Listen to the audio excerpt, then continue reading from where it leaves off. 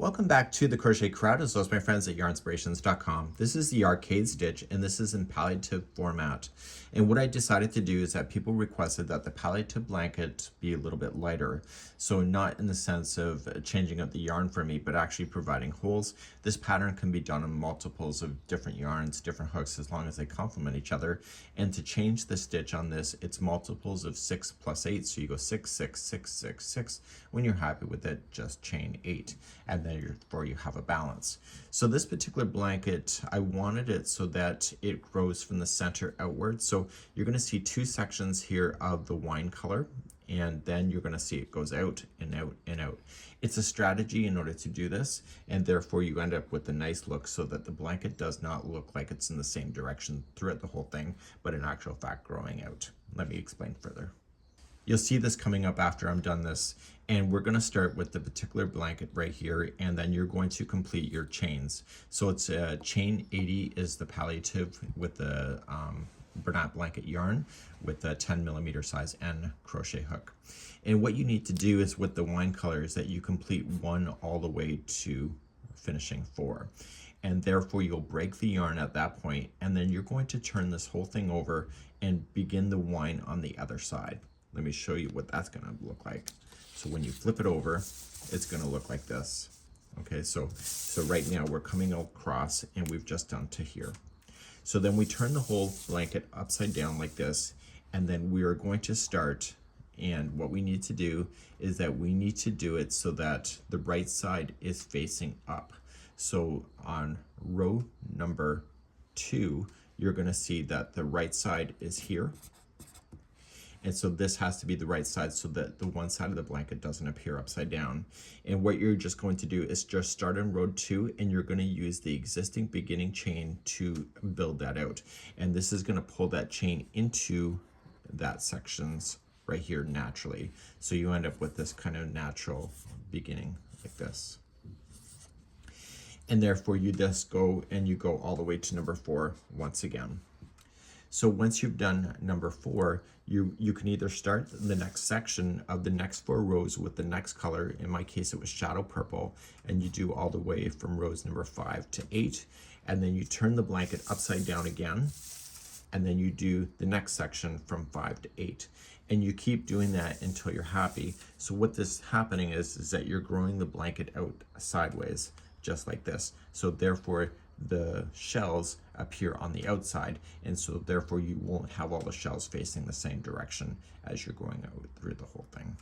Now the question is that can you do this particular concept with just doing more than 4 rows? Absolutely. I have another blanket in the process right now. It's a home, it's a kind of like a housewarming gift, and what I decided to do, instead of 4 rows, I did 6, and so therefore it's going to be building out just the same way but in 6, and it's a completely different colorway. And I also made it wider as well for the homecoming or the housewarming gift, I guess you can say. So you don't have to stop just with 4 rows being the same color. You can build it out. I didn't realize until after I had done this is that this actually kind of looks like diamond shapes once it's out like this. But if you get rid of, if you add an extra row in, therefore you'll get rid of that kind of diamond shape, and then you'll have more consistency like this. So it'd be from here to here. If you did 6, if you did 8, you'll end up with this particular concept because this is the equivalent of 8.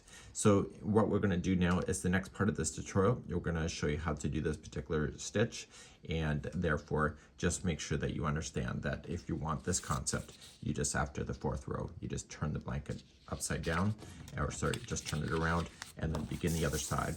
So you may want to, if you cannot identify it, just maybe identify your the right side, which is row number 2. And we'll use the RS. Put a stitch marker on the right side so that you can see that facing up. So when you do the first turn, that you actually are the right side facing up. So when you start the other side, it'll be right side facing up on the other side as well, so that you don't end up with these shells being upside down in appearance. It does make a difference in the end, and some people that are crocheters will probably see it more than others. That's it, and we'll go right to the tutorial now. Welcome back to the Crochet Credits with my friends at yarnspirations.com. Today we have the arcade stitch. This is a really great stitch if you'd like to change the size of this stitch. It's in multiples of 6 plus 8. Does a really great fan idea. This one you can really relax with. You could make a nice shawl with this, maybe an open lace kind of blanket. You can decide. Let's begin right away. Let's begin, and we're going to do multiples of 6 plus 8. So you just have to go 1, 2, 3, 4, 5, 6. Is it big enough? Yes or no? If not, continue to go. So 1, 2, 3, 4, 5, 6. Big enough? Yes or no? If not, continue. 1, 2, 3, 4, 5, 6. Let's just say I'm happy with the length of this. Once you're happy with it, just add another 8. So 1, 2, 3, 4, 5, 6, 7, and 8. And now you'll have the balance point and ready to go. If you're not sure how many chains to do, you can just lay this down against something that you want to match the size to, and you're good to go. Let's begin row number 1. To begin row number 1, you're going to go second chain from the hook, so right here. And I always like to turn it over and get the back hump of the chain. It's my preference. And I'm going to single crochet that one. And I'm going to single crochet the next one. So there's 2 at the beginning of the row that are single crochet. We're doing a setup row for this, so we're going to chain 3. So 1, 2, 3. Skip 3 chains, 1, 2, 3, and go to the next one and do that one plus 2 more. So in the middle of this whole thing, you're going to have 3 single crochets that'll sit beside each other. So it's only on the edge that there's 2. So chain 3, skip 3, and then do 3 single crochets in a row. So chain 3, skip 3, 1, 2, 3, and do the next 3 in a row. I need you to do this all the way to the other side, and I will meet you there just to confirm that you're only going to do the final 2 when you get there. So continue to go and put me on pause now. I'm getting close to the end, so I'm going to chain 3 to skip 3. So 1, 2, 3, and there should only be 2 chains left if your counting was right with your multiple. And so I just want you to single crochet the final 2 that are left. And so now you have the base established, and now you're ready to go and fire this off. So let's do the next row. So let's turn our work. So I'm going to get yourself started on this row, and then I will show you the sequence where you want to begin the repeat. You're going to chain 1, and you're going to single crochet into the first one. See the next chain 3 space? I want you to put 7 double crochet there. So count it out loud. So 1, 2, 3, 4, 5, 6, and 7. Once you have 7 done, you are going to come to these 3 single crochets, and you only want to play with the middle one. So you're going to skip the first single, come to the second one, which is the middle one, and single crochet, and that will hold down that fan. That's what you're going to do all the way across. The next chain 3 space, place in 7 double crochet. So we have 1, 2, 3, 4, 5, 6, and 7. And then what are you going to do with the 3? You're going to look for the middle one and place in a single crochet. So please do this all the way across, and I'll see you at the end of the last one right here. I'll be right back.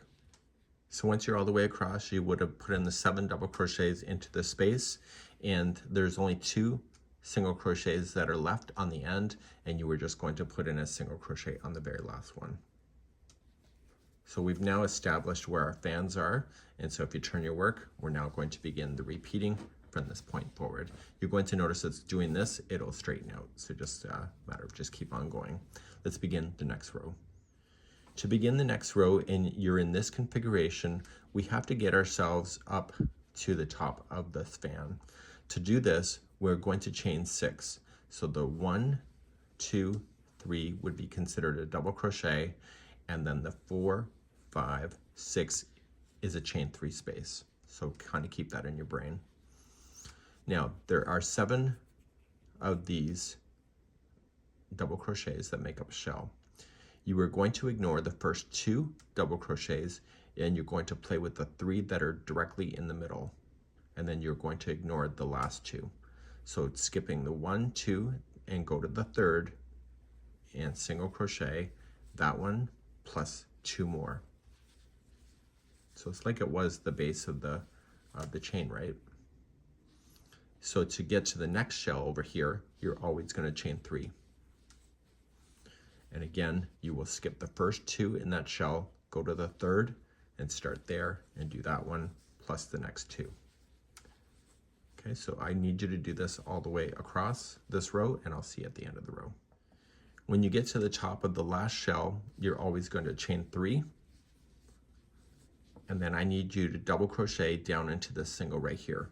So remember how I had you start with the chain 6, which equaled the double crochet and a chain 3 space. So it's the same thing as happening on this side. The difference is that it's the ending, and therefore you have this row established. Let's begin our next row. Let's turn our work now. So on this row, all the shells are going to be starting with a half a shell and then full shells, and then end with a half shell. To begin this process, you are going to chain 3, which will count as your first double crochet, and I want you to come right into this space and place in 3 double crochets only. So we have 1, 2, and 3. So technically there's 4 stitches altogether. It's just the first one is the double crochet, which counts as 1, and then the other 3 are in the space. You are going to come to the grouping of 3, and you only want to play within the middle one, and you are going to single crochet, and that'll hold that fan down. And now the rest of it is what you already know. So to see the chain 3 space, place in 7 double crochet. So we'll count it out loud. So we have 1, 2, 3, 4, 5, 6, and 7. And what are we going to do from this point?